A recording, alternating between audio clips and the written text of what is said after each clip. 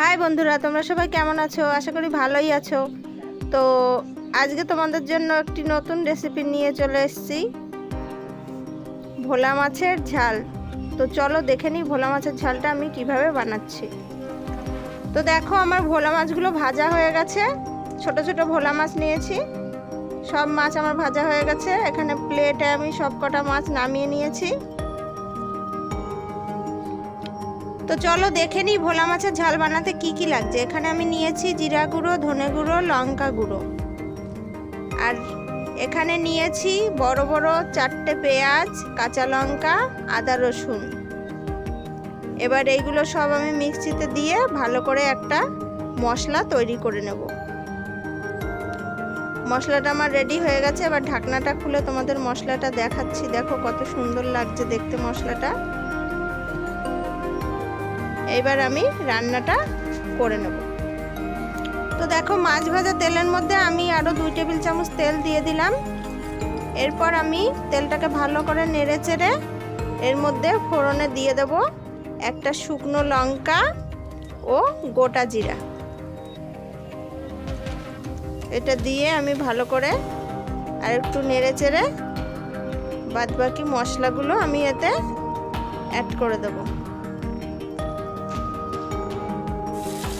তো মশলাগুলো আমি এবার দিয়ে দিচ্ছি। মশলাটা দিয়ে আমি ভালো করে খুন্তি দিয়ে নেড়ে চেড়ে দেব।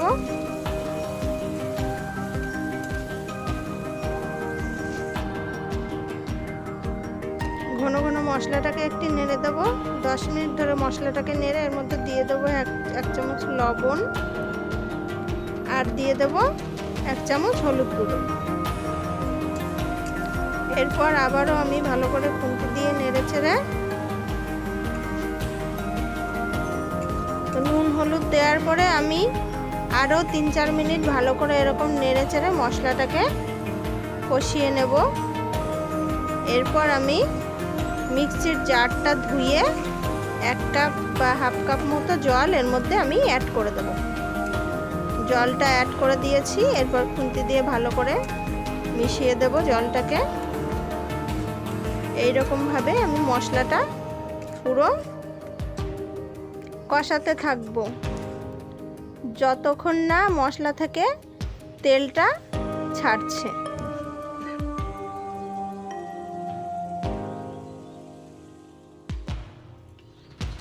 তো দেখো, মশলা থেকে হালকা তেল ছেড়ে দিয়েছে। এরপর আমি এর মধ্যে অ্যাড করে দেবো হাফ চামচ চিনি। চিনিটা দিয়ে মশলার সঙ্গে ভালো করে মিশিয়ে নেব।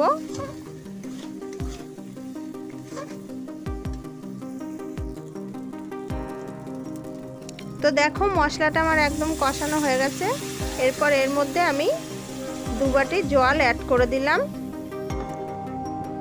জলটা দিয়ে আমি খুন্তি দিয়ে ভালো করে নেড়ে চেড়ে দেব।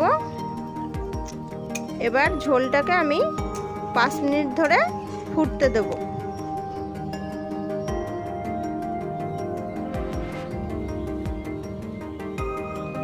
তো দেখো, ঝোলটা আমার ফুটে গেছে আর গ্রেভিটা অনেকটা গাঢ় হয়ে এসছে। এরপর এর মধ্যে আমি ভোলা মাছগুলো একে একে সবকটা দিয়ে দেব।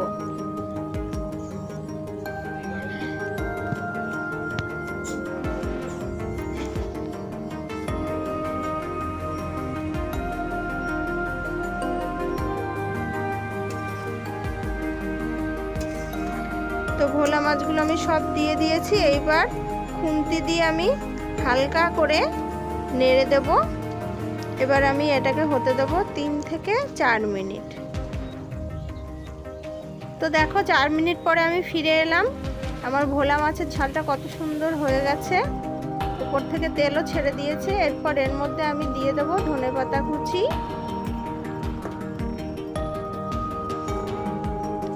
আর দিয়ে দেব 4টে কাঁচা লঙ্কা চেরা। তো ধনেপাতা কুচি ও কাঁচা লঙ্কা চেরা দেওয়া হয়ে গেছে। এবার আমি এটাকে 2-3 মিনিট পরে নামিয়ে নেব।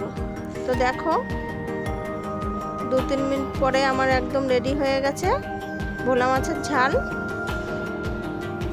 তো দেখো, ভোলা মাছের ঝালটা আমার একদম রেডি হয়ে গেছে। প্লেটে ঢেলে নিয়েছি। কত সুন্দর লাগছে দেখতে। তো যারা এখন আমার চ্যানেলে নতুন তারা লাইক কমেন্ট শেয়ার অবশ্যই করো। আর এইরকম রান্নার নতুন নতুন নোটিফিকেশন সবার আগে পেতে পাশের বেল আইকনটি অন করে দিও, চ্যানেলটিকে সাবস্ক্রাইব করে দিও। তোমরা সবাই ভালো থেকো, সুস্থ থেকো।